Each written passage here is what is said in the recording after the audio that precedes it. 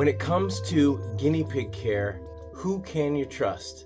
Hey, it's Scotty. I'm a longtime volunteer at the Los Angeles Guinea Pig Rescue, and I wanted to make this video for maybe new piggy parents or people who are thinking about getting guinea pigs and they're learning about them. And when you go online, you see a lot of conflicting information out there when it comes to, cage size or diet or you name it, every aspect of guinea pig care, maybe taming advice or maybe bonding advice.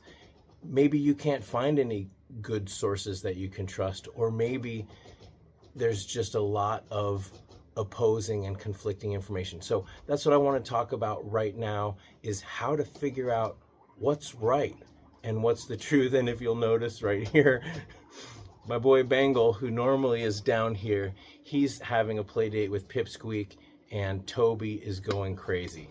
So that's what's going on here. Now, while I really want to be a trusted source for you when it comes to guinea pig care, I share everything that I've learned volunteering for many, many years.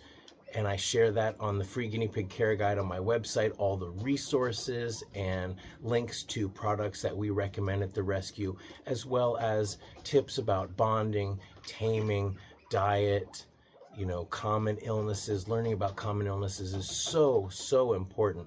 But I don't want to be your only source. So my best advice is that you find a couple different sources, whether that's different people on YouTube or different sites dedicated to guinea pig care. What you'll find, you may find lots of conflicting information, but hopefully what you'll find when you go to multiple sources is that there are certain things that pretty much everybody agrees on, like minimum cage size.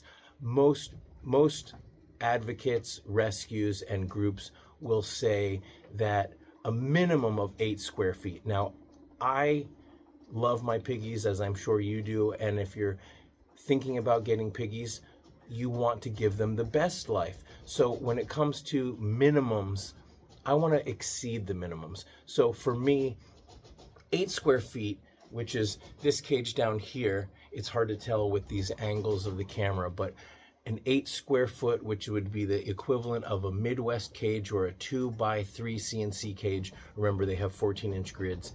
That 8 square feet would only be for a single that's living side by side with other piggies. Otherwise, for a pair of piggies, personally, I would not go less than 10 square feet.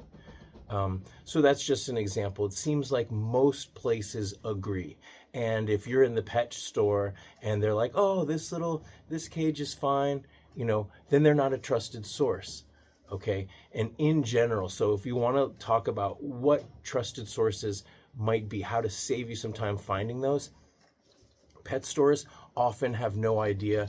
They've been told by the manager or whoever trained them, who was told by whoever trained them, and they don't necessarily have the correct advice. But I will say, it is many of these pet store employees that do a really great job keeping these animals taken care of when the system that they are in itself often fails them.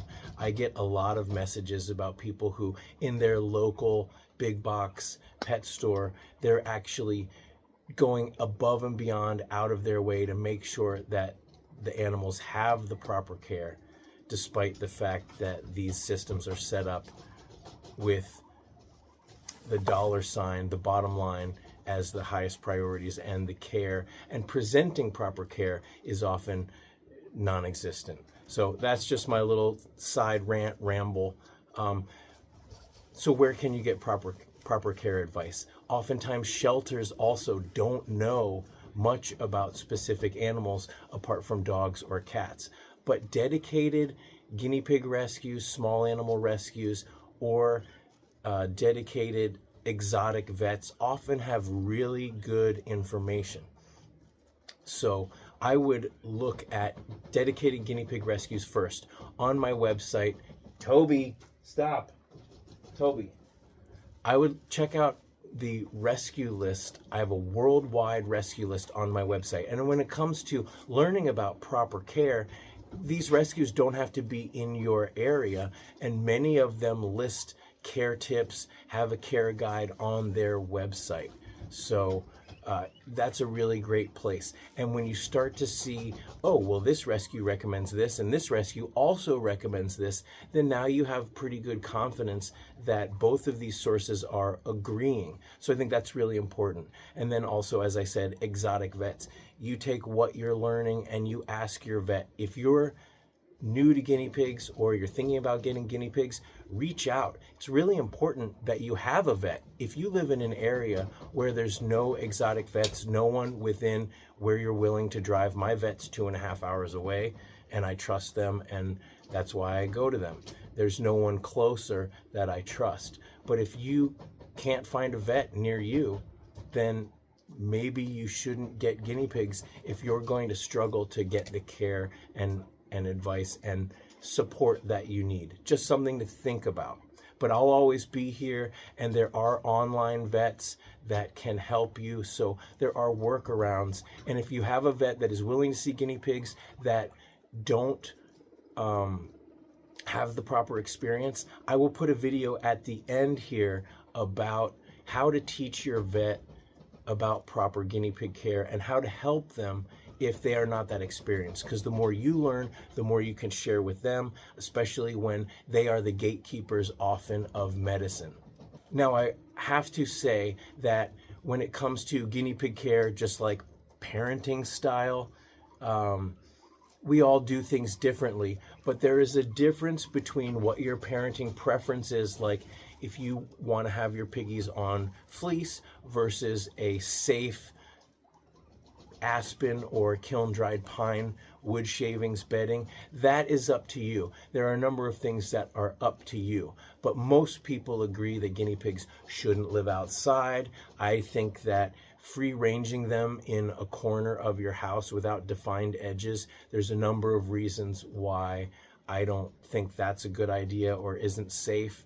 And so there's a difference between parental parenting style and minimum care and accepted care. So make sure that what you're doing is not, you don't want to house your guinea pigs in a chinchilla cage with a bunch of ledges that they could fall and hurt themselves just because you've got it in your head that they want a bunch of layers. They don't. So learning about proper care, and then within those boundaries of proper accepted care, you can find what works best for you, for your family, and for your life. One final thing that I will say is it's important to have a commitment to always continue to learn and also be easy on yourself, but accept that you may make mistakes. Hopefully they are not going to be life-threatening mistakes, but we are going to make mistakes and we want to learn from them, and we hopefully can learn from each other's mistakes.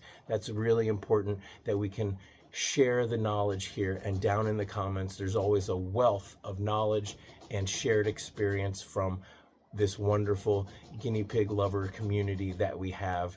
Really, really amazing. We've got years and years of experience and valuable expertise. So I hope you will check that out. So check this video out right here about free-ranging your guinea pig, why I think it might not be the best idea, and what things to consider if that's what you're thinking about. And check out this video right here. If you have a vet that is not very experienced with guinea pigs, but they are the only vet that sees guinea pigs in your area, how to help them help you. All right, until next time, thanks for watching.